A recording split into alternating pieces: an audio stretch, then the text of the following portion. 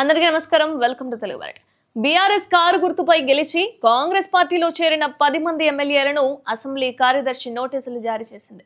దానం నాగేందర్, కడియం శ్రీహరి, కాల యాదయ్య, బండ్ల Krishnamohan Reddy and Tellam Venkatrao, Pocharam Srinivasa Reddy, Sanjay Kumar, Prakash Goud and Gudem Mahipal Reddy, అరెక్కపూడి గాంధీకి నోటీసులు అయితే జారీ చేసింది బీఆర్ఎస్ పార్టీ. అండ్ బీఆర్ఎస్ ఇచ్చిన ఫిర్యాదుపై లిఖిత పూర్వకంగా వివరణ ఇవ్వాలన్నారు. దీంతో వివరణ ఇచ్చేందుకు కూడా తమకు కొంత సమయం కావాలని కోరారు ఎమ్మెల్యేలు.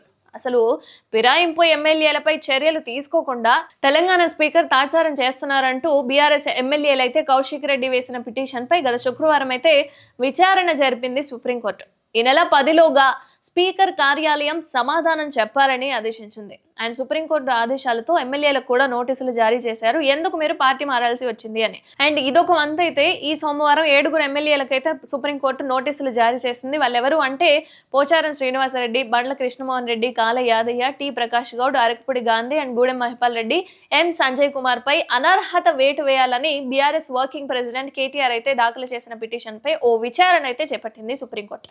అండ్ ఆ ఎమ్మెల్యేలకు నోటీసులు కూడా జారీ చేసింది.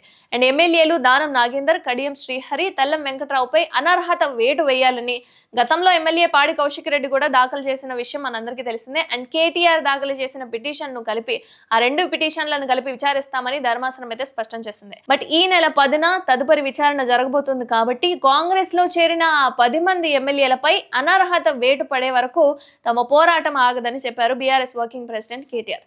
బట్ ఈ ఏడాదిలోనే ఆ 10 నియోజకవర్గాల్లో ఉప ఎన్నికలు వస్తాయన్నారు. దీంతో ఫిరాయింపు ఎమ్మెల్యేలకు కూడా టెన్షన్ పట్టుకుంది. కొందరు ఎమ్మెల్యేలు అయితే తాము కాంగ్రెస్ కండువా కప్పుకోలేదు అని చెప్తున్నారు.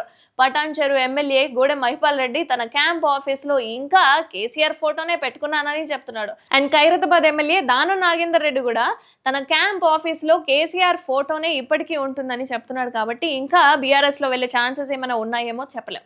అయితే అనర్హత వేటుకు భయపడి ఎమ్మెల్యేలు నెమ్మదిగా ప్లేట్ ఫిరాయిస్తున్నట్లుగా ఆరోపిస్తున్నారు కాంగ్రెస్ పార్టీ కార్యకర్తలు. లేదంటే తమ క్యాంప్ ఆఫీసులలో రేవంత్ రెడ్డి ఫోటో పెట్టుకోవాలని డిమాండ్ చేస్తున్నారు. ఫిరాయింపు ఎమ్మెల్యేలకు నోటీసులపై ఉప ఎన్నికలు వస్తాయంటూ బీఆర్ఎస్ చేస్తున్న ప్రచారంపై సీఎం రేవంత్ రెడ్డి స్పందించారు. ఏమనంటే ఎమ్మెల్యేలకు నోటీసులు ప్రొసీజర్ లో భాగమేనన్నారు రేవంత్ రెడ్డి. అండ్ ఉప ఎన్నికల గురించి బీఆర్ఎస్ నేతల వ్యాఖ్యలు పట్టించుకోవాల్సిన అవసరమే లేదన్నారు. అండ్ సిరిసిల్లలోనూ ఉప ఎన్నికలు అనేవి రావచ్చు అన్నారు సీఎం రేవంత్ రెడ్డి. పార్టీ ఫిరాయించిన ఎమ్మెల్యేలకు సోమవారం సుప్రీంకోర్టు నోటీసులు ఇవ్వగా మంగళవారం అసెంబ్లీ కార్యదర్శి నోటీసులు జారీ చేశారు. ఈ నోటీసులను ఎమ్మెల్యేలు ఎలాంటి సమాధానం అనేది రిటర్న్ కూడా ఇవ్వలేదు. ఈవెన్ స్పీకర్ కార్యాలయం సంతృప్తి చెందుతుందా, అసలు సుప్రీంకోర్టు ఎలా స్పందిస్తుందా అన్న విషయం మాత్రం ప్రస్తుతం ఆసక్తికరంగా మారింది. అండ్ వీళ్ళకు సంబంధించి ఉప ఎన్నికలు అనేవి జరిగే అవకాశం ఉందా, ఇంకా కేసీఆర్ గారి ఫోటో తీసి మరి రేవంత్ రెడ్డి గారి ఫోటో పెట్టుకుంటారా, మరి కోర్టు ఏ విధంగా స్పందిస్తుంది దీని మీద అనేది ఇంకా తెలియాల్సి ఉంది. కాబట్టి మరి మీరేమనుకుంటున్నారు?